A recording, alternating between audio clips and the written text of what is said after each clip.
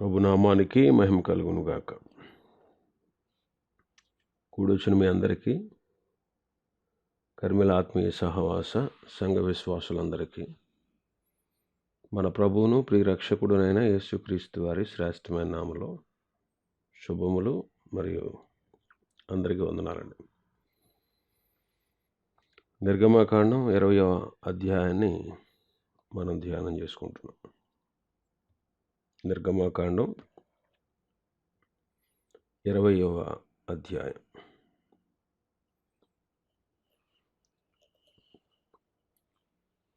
ధర్మశాస్త్రాన్ని గురించి ప్రభు మోషేకు కొండ మీద విపులంగా తెలియపరిచారు. ఈ 20వ అధ్యాయం ప్రభు ఇచ్చిన ధర్మశాస్త్రానికి పునాది లాంటిది. సీనాయి పర్వతం మీద దేవుడు బయలుపరిచిన వాటన్నిటికీ ఈ అధ్యాయంలో ఉన్న 10 ఆజ్ఞలు పునాది లాంటివి అన్నమాట.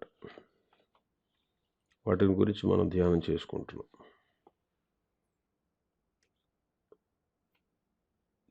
ధర్మశాస్త్రంలో ఇవ్వబడినటువంటి 10 ఆజ్ఞల గురించి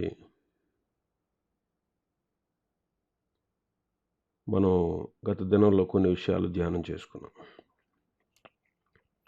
ఈ ఆజ్ఞలు, శాసనాలని, నిబంధన వాక్యాలని, ధర్మశాస్త్రం అని మనం చదువుకున్నాం.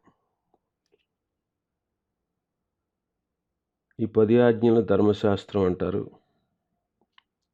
మోషే రాసిన 5 పుస్తకాలు, ఆదికాండం, నిర్గమకాండం, లేవికాండం, సంఖ్యాకాండం, ద్వితీయోపదేశకాండాన్ని ధర్మశాస్త్రం అంటారని, పాత నిబంధన అంతటిని కూడా ధర్మశాస్త్రము అంటారు అని కొన్ని వాక్యాధారాల ద్వారా మనం తెలుసుకున్నాం.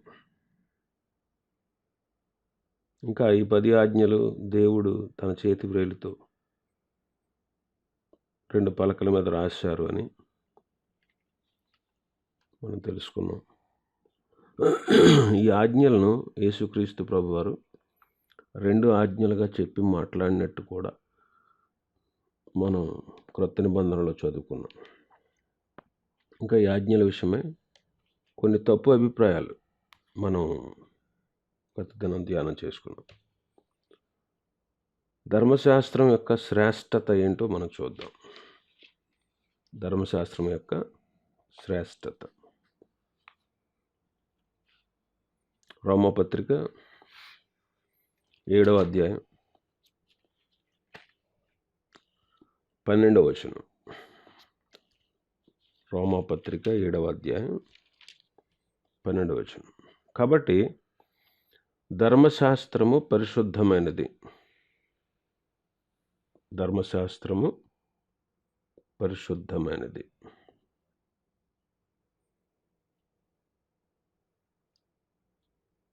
ఆజ్ఞ కూడా పరిశుద్ధమైనదియు, నీతి గలదియు, ఉత్తమమైనదియునై ఉన్నది. కాబట్టి ధర్మశాస్త్రం పరిశుద్ధమైనది.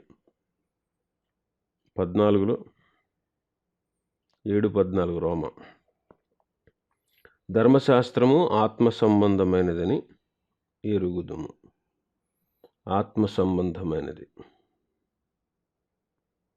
ఆత్మ సంబంధమైనది. ఇంకా 119వ కీర్తన 142వ వచనం చదువుదాం. 119, 142.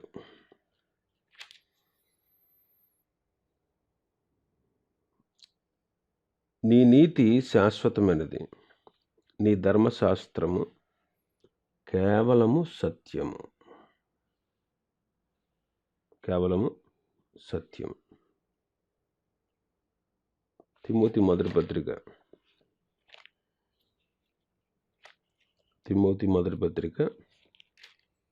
1వ అధ్యాయం 8వ వచనం.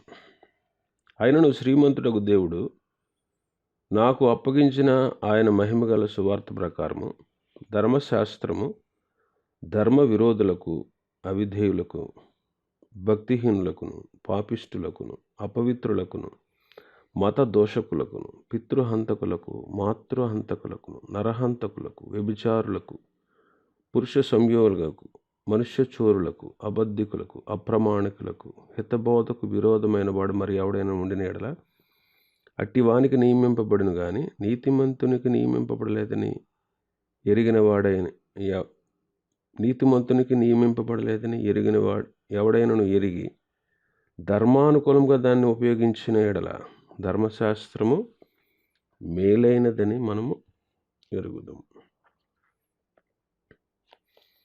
ధర్మానుకూలంగా ప్రవర్తిస్తే, అనుసరిస్తే దాన్ని అది మేలైనది అంటాడు. రోమా 7:16 ఇచ్చయింపనిది నేను చేసిన ఎడల ధర్మశాస్త్రము శ్రేష్టమైనదైనట్టు ఒప్పుకొనుచున్నాను. కాబట్టి ఆజ్ఞల విషయంలో మనం ధర్మశాస్త్రాన్ని ధ్యానించినట్లయితే అది మనకు ఎంతో శ్రేష్టమైనదిగా కనబడుతుంది. ఇంకా మనం చూస్తే ధర్మశాస్త్రము చేయగలిగేది ఏంటి అది మనం చూడాలి. ధర్మశాస్త్రం చేయగలిగేది ఏంటి? రోమపత్రిక 3:20 ఎలాగనగా ధర్మశాస్త్ర సంబంధమైన క్రియల మూలంగా ఏ మనుష్యుడు ఆయన దృష్టికి నీతిమంతుడని తీర్చబడడు. ధర్మశాస్త్రం వలన పాపం అనగా ఎట్టిదో తెలియబడుచున్నది. ధర్మశాస్త్రం పాపం అంటే ఏంటో తెలియపరుస్తుంది. 4:15 రోమపత్రిక. ఎలాగనగా ధర్మశాస్త్రము ఉగ్రతను పుట్టించును. పాపాన్ని చూపిస్తుంది. రెండోది ఉగ్రతను పుట్టిస్తుంది ధర్మశాస్త్రం. 5వ అధ్యాయం 13వ ఏలయనగా ధర్మశాస్త్రము వచ్చిన దనుక పాపము లోకములో ఉండెను గాని ధర్మశాస్త్రము లేనప్పుడు పాపము ఆరోపించబడదు. ధర్మశాస్త్రం వచ్చిన తర్వాత పాపము ఆరోపించబడింది. ధర్మశాస్త్రం లేకముందు కూడా లోకంలో పాపం ఉంది. కానీ ధర్మశాస్త్రం వచ్చాక పాపానికి బలం వచ్చింది. ధర్మశాస్త్రం వచ్చాక ఇది పాపం అని తెలియపరచబడింది. కాబట్టి పాపాన్ని చూపించేది.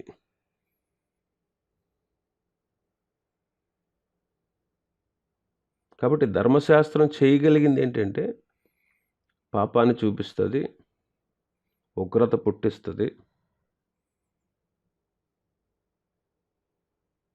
పాపాన్ని ఆరోపిస్తుంది, శిక్షణ చూపిస్తుంది. రోమపత్రిక 3:19 అదే చదువుతున్నాం కదా. 3:19 ప్రతి నోరు మూయబడినట్లు సర్వలోకము దేవుని శిక్షకు పాత్రమగినట్లు ధర్మశాస్త్రము చెప్పుచున్న వాటన్నిటిని ధర్మశాస్త్రం లోనైన వారితో చెప్పుచున్నదని ఎరుగును. కాబట్టి ధర్మశాస్త్రం శిక్షణ చూపిస్తుంది. ఇక్కడ మనం తెలుసుకోవాల్సిన సంగతులు ఏంటంటే ధర్మశాస్త్రం పాపాన్ని రుజువు చేస్తుంది, కనిపించేలా చేస్తుంది, పాపం వలన వచ్చే శిక్షను చూపిస్తుంది. మరి ధర్మశాస్త్రం చెయ్యలేనిది ఏంటి? ధర్మశాస్త్రానికి అసాధ్యమైనది ఏంటి అని మనం ఆలోచన చేస్తే రోమా 3:20 ధర్మశాస్త్ర సంబంధమైన క్రియల మూలంగా ఏ మనుషుడు దేవుని దృష్టికి నీతిమంతుడిగా తీర్చబడడు. అంటే ధర్మశాస్త్రము ఒక వ్యక్తిని నీతిమంతుడిగా తీర్చలేదు. ధర్మశాస్త్రం వలన ఏ విషయంలో కూడా మనం నీతిమంతులుగా తీర్చబడలేము. అయితే ధర్మశాస్త్రము ఏ ఏ విషయాల్లో మనల్ని నీతిమంతులుగా తీర్చబడలేకపోయిందో ఆ విషయాలన్నిటిలో విశ్వసించు ప్రతివాడు యేసుక్రీస్తు ద్వారా నీతిమంతుడిగా తీర్చబడతారు. అపొస్తలుల కార్యములు 13వ అధ్యాయం. అపొస్తలుల కార్యములు 13వ అధ్యాయం 39వ వచనం చదువుతాను. మీరు మోషే ధర్మశాస్త్రం వలన ఏ విషయములలో నీతిమంతులుగా తీర్చబడలేకపోతిరో ఆ విషయములన్నిటిలో విశ్వసించు ప్రతివాడును ఈయన వలననే నీతిమంతులుగా తీర్చబడుననియు మీకు తెలియగాక. ఇప్పుడు ధర్మశాస్త్రము మనల్ని నీతిమంతులుగా తీర్చలేకపోయింది. కానీ యేసుక్రీస్తు ప్రభునందుల విశ్వాసము వలన ధర్మశాస్త్ర సంబంధమైన క్రియల మూలంగా కాకుండా యేసుక్రీస్తునందు విశ్వాసం వల్ల మాత్రమే మనం నీతిమంతులుగా తీర్చబడ్డాం. కానీ గలతీ సంఘస్థులు ధర్మశాస్త్రంలో ఉన్న క్రియల మూలంగా నీతిమంతులుగా తీర్చబడతారని క్రీస్తునందు విశ్వాసం ఉంచి మళ్ళీ తొలగిపోయారు. మొదట క్రీస్తునందు విశ్వాసం వల్ల నీతిమంతులుగా తీర్చబడ్డారు. కానీ తర్వాత ధర్మశాస్త్రాన్ని అనుసరించాలి, ధర్మశాస్త్ర సంబంధమైన క్రియల మూలంగా కూడా రక్షణ కలుగుతుంది అని తప్పు బోధకులు వచ్చి బోధించినప్పుడు వాళ్ళు ఆ తప్పు మార్గంలోకి మళ్ళీపోయారు. అందుకే పౌలు గారు అంటాడు, నీతి ధర్మశాస్త్రం వల్ల మనం నీతిమంతులుగా తీర్చబడితే ఆ పక్షమందు యేసుక్రీస్తు మన కోసం చనిపోయినది నిష్ప్రయోజనమే అంటాడు. ధర్మశాస్త్రం చేత ఏ మనుష్యుడు కూడా దేవుని ఎదుట నీతిమంతుడిగా తీర్చబడలేడు. ధర్మశాస్త్రము దేనికి కూడా సంపూర్ణ సిద్ధి కలగజేయలేదు. కాబట్టి ప్రభు నిరీక్షణను ప్రవేశపెట్టాడు. ఈ నిరీక్షణ ద్వారా మనం దేవుని దగ్గరికి వస్తున్నాం. యేసుక్రీస్తు ప్రభునందు విశ్వాసం ఉంచుతున్నాం. మనం ధర్మశాస్త్ర సంబంధమైన నీతి విధి నెరవేర్చబడాలని దేవుడు తన సొంత కుమారుణ్ణి పాప శరీరాకారంతో పంపి ఆయన శరీరం నందు మన పాపానికి శిక్ష విధించారు. రోమపత్రిక 8:4 ఉంటుందన్నమాట.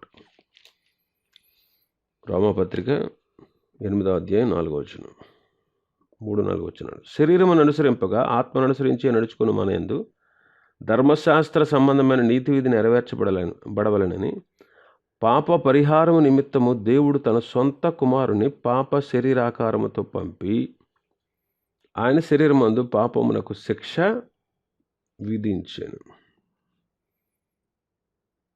కాబట్టి ధర్మశాస్త్రం దేనికి కూడా సంపూర్ణ సిద్ధి కలగ చేయలేదు.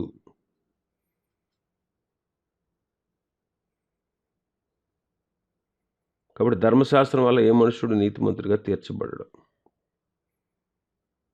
మనం పాపాత్ములని రుజువు చేయడానికి, పాపానికి తగిన శిక్ష విధించడానికి ధర్మశాస్త్రం ఇవ్వబడింది. కానీ పాపులను నీతిమంతులుగా తీర్చడం అయినా, పాపం చేయకుండా ఒక వ్యక్తికి తగిన శక్తి ఇవ్వడం అయినా ధర్మశాస్త్రానికి అసాధ్యం. ధర్మశాస్త్రం ఇవ్వలేదు. పాపాన్ని రుజువు చేస్తుంది, పాపానికి తగిన శిక్ష విధిస్తుంది ధర్మశాస్త్రం. కానీ పాపులను నీతిమంతులుగా తీర్చలేదు. లేదా ఒక వ్యక్తి పాపిగా జీవిస్తున్నటువంటి వ్యక్తి పాపం చేయకుండా కావలసినటువంటి శక్తిని కూడా అది ఇవ్వలేదు. మన అవయవాల్లో ధర్మశాస్త్రం వలనైనటువంటి పాపేచ్ఛలు ఉన్నాయి. ఒకప్పుడు మన మనసుల్లో కూడా ధర్మశాస్త్రం ఉంది. అంటే పాపాన్ని ప్రేరేపించేటువంటి శక్తి మనలో ఉంది. ధర్మశాస్త్రం ఏమో పాపం చేయకూడదని చెప్తుంది. పాపం చేయాలనేటువంటి ప్రేరేపణ మన అవయవాల్లో ఉంది. ఈ రెండింటికి పోరాటం వచ్చినప్పుడు ధర్మశాస్త్రం ఓడిపోద్ది. ధర్మశాస్త్రం ఓడిపోద్ది. అందుకే 7వ అధ్యాయంలో, రోమపత్రిక 7వ అధ్యాయం 23-24 వచనాల్లో చూస్తే, వేరొక నియమము నా అవయవంలో ఉన్నట్టు నాకు కనబడుతుంది. అది నా మనస్సునందున్న ధర్మశాస్త్రముతో పోరాడుచు నా అవయవంలోనున్న పాప నియమమునకు నన్ను చెరపట్టి లోబరుచుకొనుచున్నది. అయ్యో, నేను ఎంత దౌర్భాగ్యుడను! ఇట్టి మరణమునకు లోనైన శరీరము నుండి నన్ను ఎవడు విడిపించును అంటాడు. ఇట్టి మరణమునకు లోనకు శరీరం నుండి నన్ను ఎవడు విడిపించును. అలా విలపించినటువంటి వ్యక్తి క్రీస్తునందుండగా, యేసుక్రీస్తునందు విశ్వాసం ఉంచినప్పుడు, అందుకే అంటాడు, ఎనిమిదో అధ్యాయం రోమ 8:1. కాబట్టి ఇప్పుడు క్రీస్తు యేసునందున్న వారికి ఏ శిక్షా విధియు లేదు. క్రీస్తు యేసునందు జీవమునిచ్చు ఆత్మ యొక్క నియమము పాప మరణముల నియమము నుండి నన్ను విడిపించెను అంటాడు. అందుకే ఈ మాటలన్నీ చెప్తూ మీరు శరీరానుసారంగా నడుస్తే కనుక చావవలసిన వారే ఉంటారు. కాబట్టి ఆత్మచేత శారీరక క్రియలు చంపితే మీరు జీవిస్తారు అంటాడు. కాబట్టి ధర్మశాస్త్రము పాపం మీద మనకు జయమివ్వలేదు. ధర్మశాస్త్రం మనకి పాపం మీద జయం ఇవ్వలేదు. కానీ యేసుక్రీస్తే పాపం మీద మనకు జయం ఇస్తారు. రోమ 8:37 అంటారు కదా, అయినను మనల్ని ప్రేమించిన వాని ద్వారా మనము వీటన్నిటిలో అత్యధిక విజయము పొందుచున్నాము.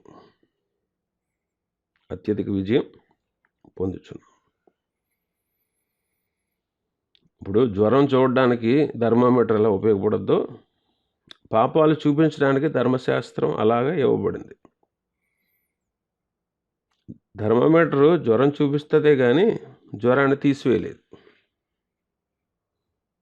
అలాగే ధర్మశాస్త్రం పాపాన్ని చూపిస్తుంది కానీ పాపాన్ని తీసివేయలేదు. థర్మామీటర్ ద్వారా జ్వరాన్ని చూస్తాం, తర్వాత ప్రత్యేకంగా మందు వేసుకుంటాం జ్వరం తగ్గడానికి. అలాగే మానవులు పాపాత్ములు అని ఎరిగిన తర్వాత యేసుక్రీస్తు ప్రభునందు విశ్వసించి ఆయన రక్తం ద్వారా మాత్రమే నీతిమంతులుగా తీర్చబడగలరు. ఆయన రక్తం ద్వారా మాత్రమే నీతిమంతులుగా తీర్చబడగలరు.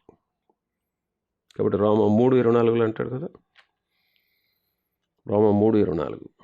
కాబట్టి నమ్మువారు ఆయన కృపచేతనే క్రీస్తునందలి విమోచనము ద్వారా ఉచితముగా నీతిమంతులని తీర్చబడుచున్నారు.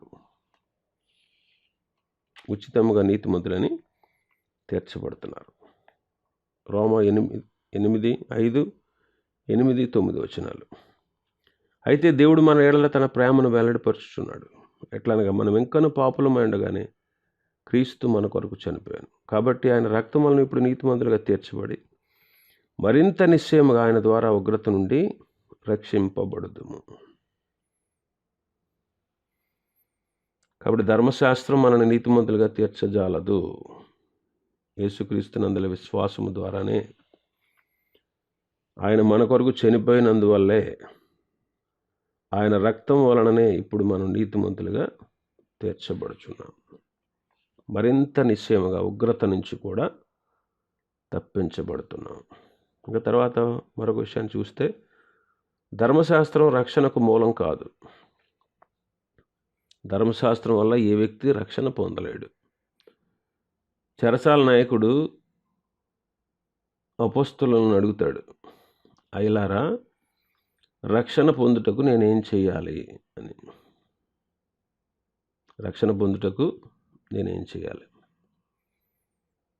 ప్రభువైన యేసునందు విశ్వాసం ఉంచుము, అప్పుడు నీవును నీ ఇంటి వారును రక్షణ పొందుతారు అని పౌలు గారు చెప్తారు.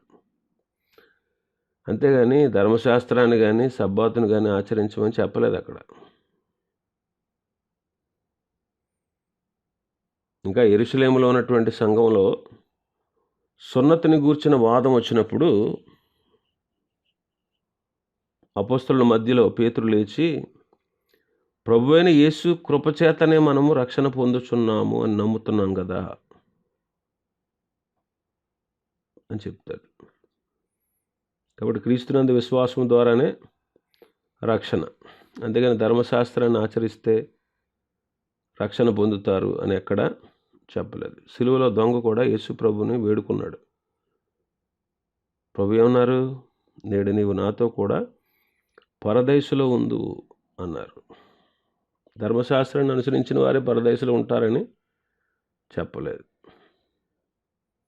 కాబట్టి గలతీ జిల్లాలో ఉన్నటువంటి సంఘాల్లో, ఆ గలతీ ప్రాంతం అంతా విశ్వాసులైన వారు, యేసుక్రీస్తునందల విశ్వాసం ద్వారా నీతిమంతులుగా తీర్చబడినటువంటి విశ్వాసులు కూడా ధర్మశాస్త్రం వైపు మళ్ళుకున్నప్పుడు వాటి వైపు మనం తిరగకూడదని, ధర్మశాస్త్ర సంబంధమైనటువంటి మూల పాఠాలకు మరలా మనం దాసులై ఉండకూడదని పౌలు గారు వారిని హెచ్చరిస్తారు. కాబట్టి ధర్మశాస్త్రం మన రక్షణకు మూలము కాదు. ధర్మశాస్త్రం మన రక్షణకు మూలం కాదు. ఇంకా మనం చూస్తే విశ్వాసి ధర్మశాస్త్రం అనే కాడి కింద లేడు.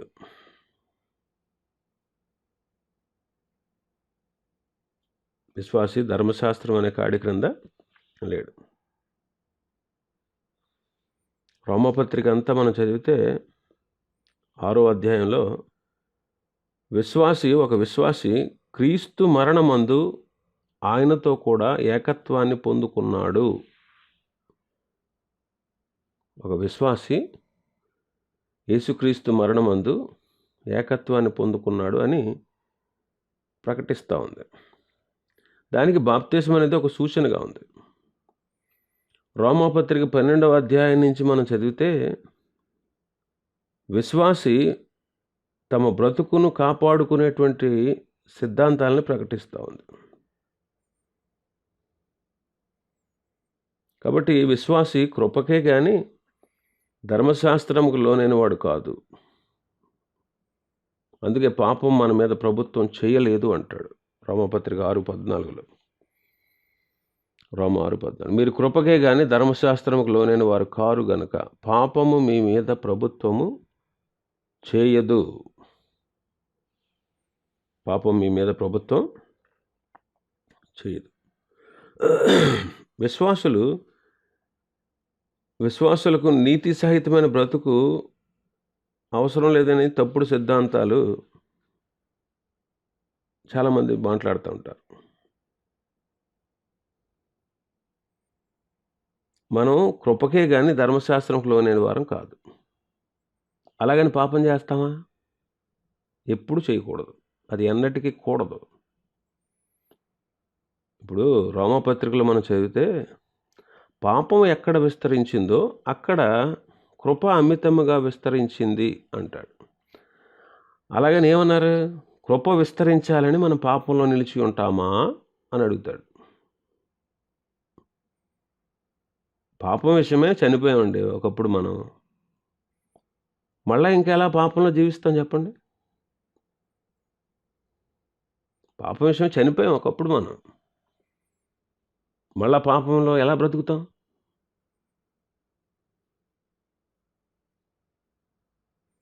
ఇంకా 7వ అధ్యాయంలో ధర్మశాస్త్రం యొక్క విడుదలను గురించి చెప్తా ఉన్నాడు పౌలు గారు.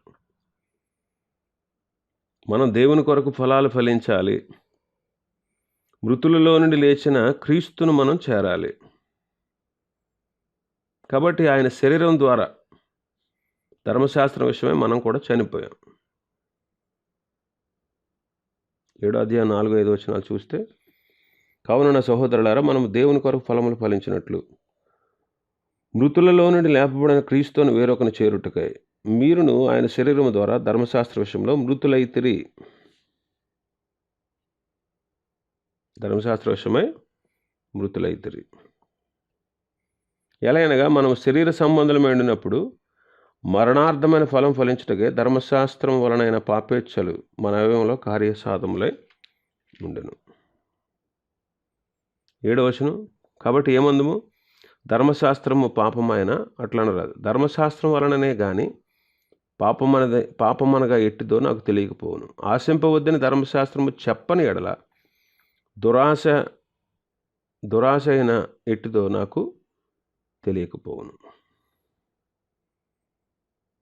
ఆచార సంబంధమైన ధర్మశాస్త్రము కాదు. నేనైతే దేవుని విషయంలో జీవించిన నిమిత్తము ధర్మశాస్త్రం విషయమై చచ్చిన వాడనైతే అంటాడు పౌలు గారు. నేనైతే దేవుని విషయమై జీవించినట్లు ధర్మశాస్త్ర విషయంలో చచ్చినవాడు నేను. కాబట్టి ధర్మశాస్త్రము మనకు బాలశిక్షకుడు. ధర్మశాస్త్రం మనకి బాలశిక్షకుడు అనమాట. ఇప్పుడు మనం బాలశిక్షకుడు అయిన ధర్మశాస్త్రం కింద ఉండాల్సిన అవసరం లేదు. ధర్మశాస్త్రం ఎవరికి నియమించబడింది? నీతిమంతులకు కాదు, భ్రష్టులకి నియమించబడింది. మనం చదువుకున్నాం కదా, తిమోతి 1 పత్రిక మొదటి అధ్యాయం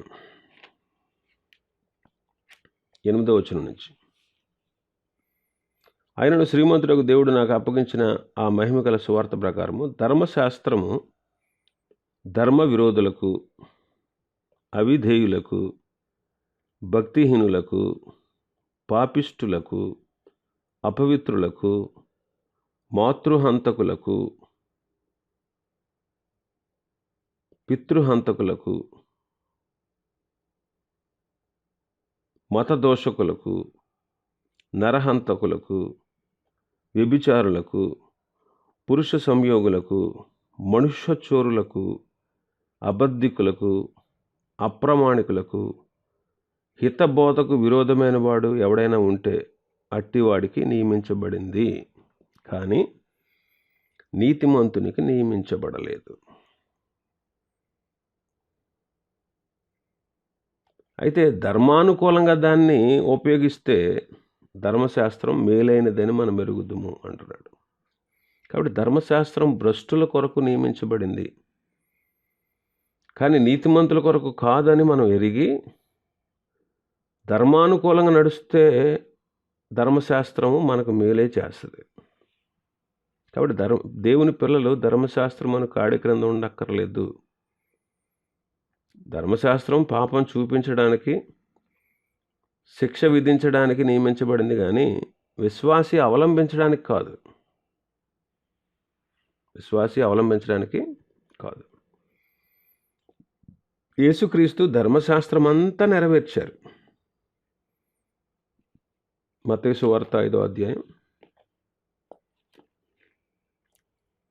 మత్తయి సువార్త 5వ అధ్యాయం 17-18 వచనాలు. ధర్మశాస్త్రమునైనను ప్రవక్తల వచనములనైనను కొట్టివేయ వచ్చితనని తలంచవద్దు. నెరవేర్చుటకే గాని కొట్టివేయుటకు నేను రాలేదు. ఆకాశమును భూమియు గతించిపోయిననే గాని ధర్మశాస్త్రమంతయు నెరవేరు వరకు దాని నుండి ఒక పొల్లైనను ఒక సున్నైనను తప్పిపోదని నిశ్చయముగా మీతో చెప్పుచున్నాను. కాబట్టి మన ప్రభు అయిన యేసుక్రీస్తు వారు ఈ ధర్మశాస్త్రం అంతా నెరవేర్చి దాన్ని తీర్చారనమాట. అందుకే అన్నారు, ధర్మశాస్త్రాన్నైనా ప్రవక్తల వచనాలైనా కొట్టివేయుటకు రాలేదు, నెరవేర్చుటకే వచ్చాను. భూమి ఆకాశములు గతించిపోతాయి, కానీ ధర్మశాస్త్రం అంతా నెరవేరే వరకు ఒక సున్నా అయినా ఒక పొల్లైనా తప్పిపోదు. లోకాసు వార్త 24, లోకాసు వార్త 24:44. అంతటా ఆయన మోషే ధర్మశాస్త్రంలోను ప్రవక్తల గ్రంథములోను కీర్తనలోను నన్ను గూర్చి వ్రాయబడినవన్నీ నెరవేరవలనని నేను మీ యొద్ద ఉండినప్పుడు మీతో చెప్పిన మాటలు నెరవేరినవని వారితో చెప్పాను. ధర్మశాస్త్రాన్ని అంతటిని ఆయన నెరవేర్చారు. నన్ను గూర్చి వ్రాయబడినవన్నీ నెరవేరవలనని నేను మీ వద్ద ఉండినప్పుడు మీతో చెప్పిన మాటలు నెరవేరినవని వారితో చెప్పాను. కొట్టివేయడానికి రాలేదు, అంటే నెరవేర్చకుండా కొట్టివేయడానికి రాలేదు ప్రభు. ఇప్పుడు చూస్తే నెరవేర్చి కొట్టివేశాడు. ధర్మశాస్త్రం అంతా నెరవేర్చి ఆయన కొట్టివేశాడు. అపొస్తలుల కార్యములు 1వ అధ్యాయం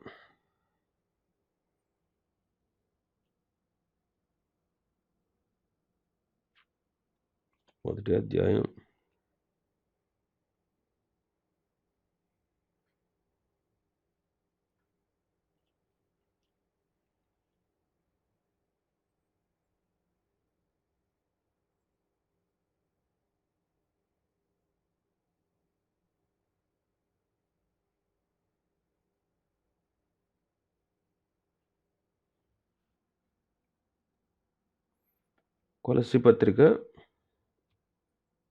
2వ అధ్యాయం 13వ వచనం నుంచి చదువుతాను.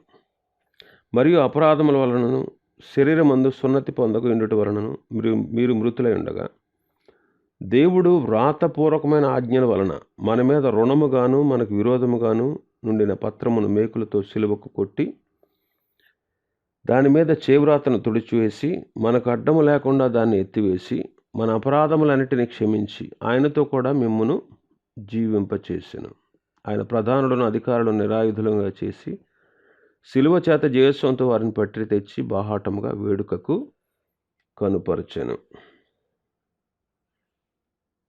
ఇక్కడ చేవ్రాతను తుడిచివేశారు, అడ్డము లేకుండా దాన్ని ఎత్తివేశారు.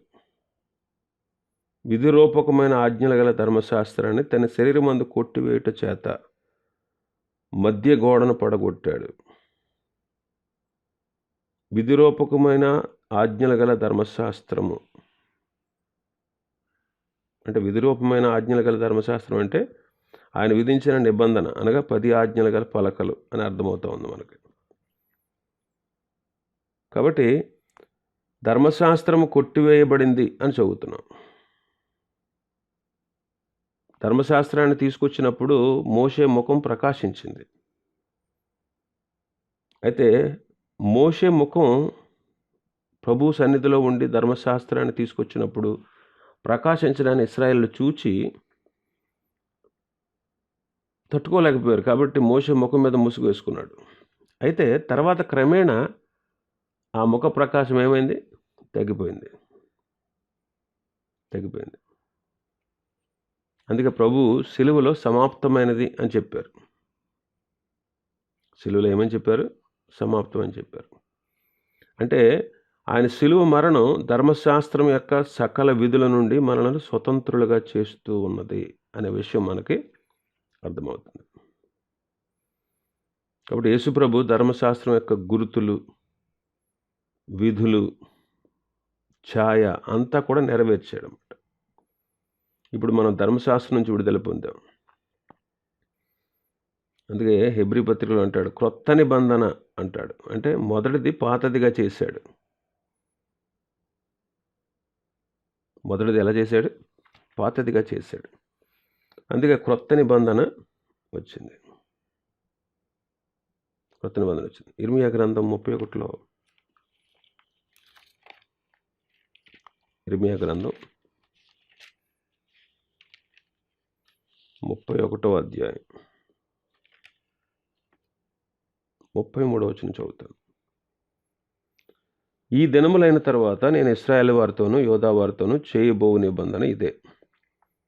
వారి మనస్సులలో నా ధర్మ విధి ఉంచెదను, వారి హృదయముల మీద దాన్ని వ్రాసెదను. యెహోవా వాక్కు ఇదే. నేను వారికి దేవుడనైందును, వారు నాకు జనులగుదురు. వారు మరి ఎన్నడూను యెహోవాను గూర్చి బోధనొందుమని తన పొరుగు వారికి కానీ తన సహోదరులు కానీ ఉపదేశము చేయరు. నేను వారి దోషములను క్షమించి వారి పాపములకు ఎన్నడూను జ్ఞాపకం చేసుకొనను గనుక అల్పులేమి గనులేమి అందరూ నన్ను ఎరుగుదురు. ప్రభు అంటారు, ఈ దినములైన తర్వాత నేను ఇశ్రాయేలు వారితో యోధా వారితో చేయబో నిబంధన ఇదే. నిబంధన ఇదే.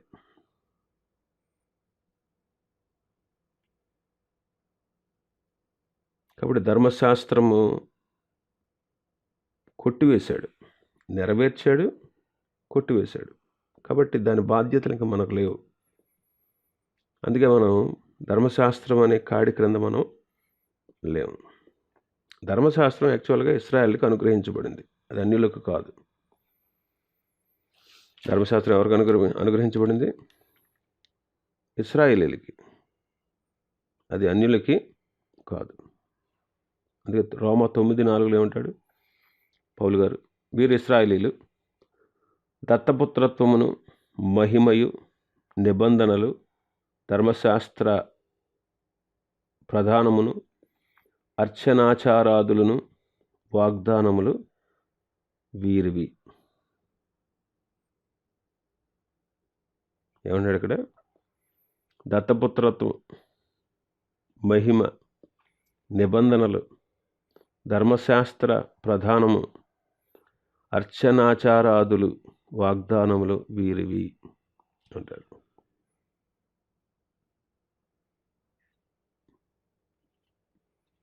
యోహాను సువార్త 7వ అధ్యాయం. యోహాను సువార్త 7వ అధ్యాయం 19వ వచనం. మోషే మీకు ధర్మశాస్త్రం ఇయ్యలేదా? అయినను మీలో ఎవడను ఆ ధర్మశాస్త్రమును గైకొనడు. ఇశ్రాయేలుతో చెప్తున్నాడు, మోషే మీకు ధర్మశాస్త్రం ఇయ్యలేదా అని యూదులతో మాట్లాడుతున్నారు. ద్వితీయోపదేశకాండం 4వ అధ్యాయం చూస్తే మొత్తం అంతా ధర్మశాస్త్రం ఇశ్రాయేల్ జనాంగాలకు ఇవ్వబడినట్లు మనకు స్పష్టమవుతుంది.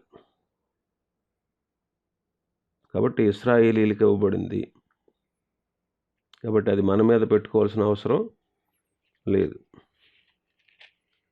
మన మీద ఆరోపించుకోవాల్సిన అవసరం లేదు ధర్మశాస్త్రం. రోమా 2:14 చూడండి. ధర్మశాస్త్రము లేని అన్యజనులు స్వాభావికముగా ధర్మశాస్త్ర సంబంధమైన క్రియలను చేసిన ఎడల వారు ధర్మశాస్త్రము లేని వారైనను తమకు తామే ధర్మశాస్త్రమైనట్టున్నారు. ధర్మశాస్త్రము లేని అన్యజనులు అంటున్నాడు. కాబట్టి ధర్మశాస్త్రం అన్యజనులది కాదు, ఇశ్రాయేలీయులది.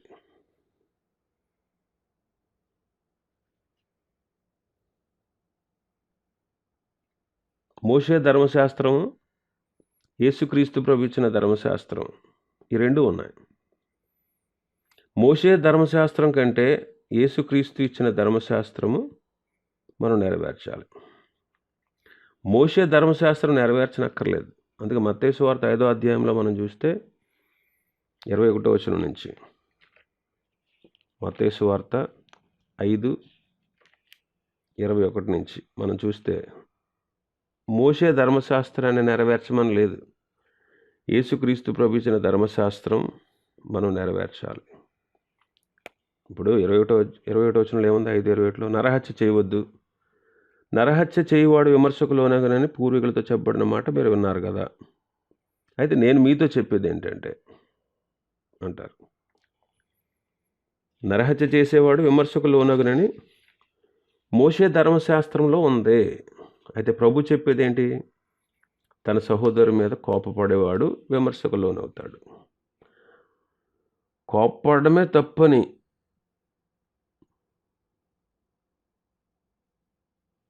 అది కోపపడమే తప్పు, కోపపడమే కూనితో సమానం, నరహత్య చేసినట్టు అనమాట. కోపపడడం మానుకోవాలి అంటున్నాడు.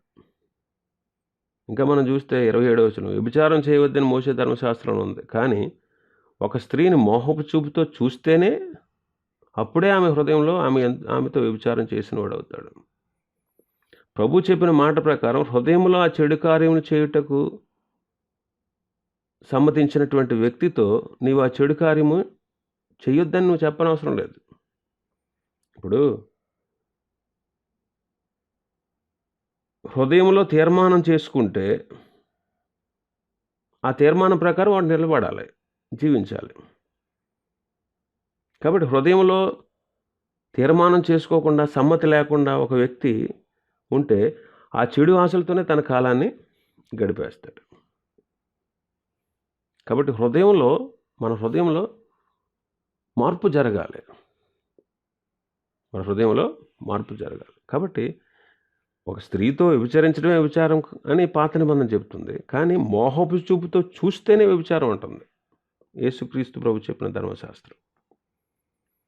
అప్పుడే హృదయంలో చెడు ఆలోచన ఎదుటి వ్యక్తి మీద కలిగింది అంటే అప్పుడే అతడు పాపం చేసినట్టు, అప్పుడే అతడు ఆమెతో వ్యభిచారం చేసేసిన వాడు అయినట్టు అంటాడు. కాబట్టి హృదయంలో చెడు కార్యాలు చేయటానికి నేను సమ్మతించినటువంటి వ్యక్తితో నీవు ఆ చెడు కార్యాలు చేయొద్దని చెప్పక్కర్లా. ఇప్పుడు అసలు చెడు కార్యాలు చెయ్యను అని సమ్మతించుకున్నటువంటి వ్యక్తితో నువ్వు ఆ చెడు కార్యం చేయొద్దు అని చెప్పనవసరం లేదు. హృదయంలో తీర్మానం చేసుకున్నాడు కాబట్టి, సమ్మతి చేసుకున్నాడు కాబట్టి ఆ ప్రకారంగా వాడు నడుచుకుంటాడు, పరిశుద్ధంగా యథార్థంగా జీవిస్తాడు. కాబట్టి ఇంకా మనం చదివితే అప్రమాణం చేయొద్దు, నీ పొరుగు ఆయన మీద అబద్ధ సాక్ష్యం పలకొద్దు అని మోషే ధర్మశాస్త్రం చెప్తుంది. ప్రభు ఏమంటున్నారు? నువ్వు దుష్టుని ఎదిరించొద్దు, కుడి చెంప మీద కొడితే ఎడమ చెంప కూడా త్రిప్పమన్నాడు. నీ పొరుగువాన్ని ప్రేమించి నీ శత్రువుని ద్వేషించమని మోషే ధర్మశాస్త్రం చెప్పింది. అయితే ప్రభు ఏం చెప్తున్నారు? శత్రువుని ప్రేమించి వాడి కొరకు ప్రార్థించమని చెప్తున్నారు. కాబట్టి మోషే ధర్మశాస్త్రము కంటే మరింత శ్రేష్టమైనది యేసుక్రీస్తు ప్రభువు మనకిచ్చిన ధర్మశాస్త్రం. దాన్ని అనుసరించేవారు మోషే ధర్మశాస్త్రాన్ని అనుసరించనక్కర్లేదు. మోషే ధర్మశాస్త్రం కంటే కూడా యేసుక్రీస్తు ప్రభు ఇచ్చినటువంటి ధర్మశాస్త్రం మరింత శ్రేష్టమైనది, లోతైనది, అనుసరించడానికి కూడా కష్టమైంది. అయినా సరే ఈ ధర్మశాస్త్రం అనుసరించుటకు చక్కటి ఏర్పాట్లు ప్రభువు మన కోసం చేశారు. ఆయన అనుసరించే, ఆయన మాదిరి చూపించే వెళ్ళారు. ఆయన అడుగుజాడలో మనం నడవాలని ఆయన మాదిరి చూపించి వెళ్ళారు. కాబట్టి ధర్మశాస్త్రం మనల్ని పాపం చేయకుండా ఆపలేదు. కానీ క్రీస్తు మనల్ని పాపం చేయకుండా శక్తిని, తగిన శక్తిని, సామర్థ్యాన్ని ప్రభువిస్తారు. కాబట్టి పాత నిబంధనలో ఉన్న ధర్మశాస్త్రాన్ని కంటే యేసుక్రీస్తు ప్రభు మనకిచ్చిన ధర్మశాస్త్రాన్ని మనం అనుసరిస్తే మనకెంతో మేలు కలుగుతుంది. అందుకే ఆయన అంధకార శక్తులను ఓడించి విజయం దయచేశాడు మనకు. అన్నిటిలో అత్యధికమైన విజయాన్ని ఇస్తాడు. ఆయన శోధించబడ్డాడు కాబట్టి శోధించబడే వారికి కూడా సహాయం చేస్తాడు. కాబట్టి మనం ప్రార్థించి అన్ని విషయాల్లో మనం విజయం సాధించాలి. అయితే కష్టమైనదే ఈ మార్గం. అయినా సరే మనం అనుసరించడానికి సులువైన ఏర్పాట్లు ప్రభు చేశాడు. మోషే ధర్మశాస్త్రం చెప్పింది కానీ అనుసరించడానికి శక్తిని ఇవ్వలే. అయితే యేసుక్రీస్తు ప్రభు మనకు చెప్పారు, చేసి చూపించారు. అనుసరించడానికి తగినటువంటి శక్తి సామర్థ్యాలని, పరిశుద్ధాత్మ సహాయాన్ని, ప్రార్థన సహాయాన్ని, సంఘ సహవాసాన్ని, దేవుని యొక్క వాక్యోపదేశాన్ని, ఇన్ని రకాలుగా మనకి అన్ని అవకాశాలు కలగజేసి క్రీస్తు ఇచ్చే ధర్మశాస్త్రాన్ని నెరవేర్చగలిగేటువంటి సామర్థ్యాన్ని ప్రభు మనకు ఇచ్చారు. కాబట్టి ధర్మశాస్త్రం దేన్ని చేయలేకపోయిందో యేసుక్రీస్తు ప్రభు ద్వారా అవన్నీ చేశారు. ఇంకా చాలా విషయాలు ఉన్నాయి. ప్రభు చిత్తమైతే రేపు వాటిని ధ్యానం చేసుకుందాం. దేవుడి వాక్యాన్ని మన వెనుకడిలో ఆశీర్వదించును గాక. ఆమేన్.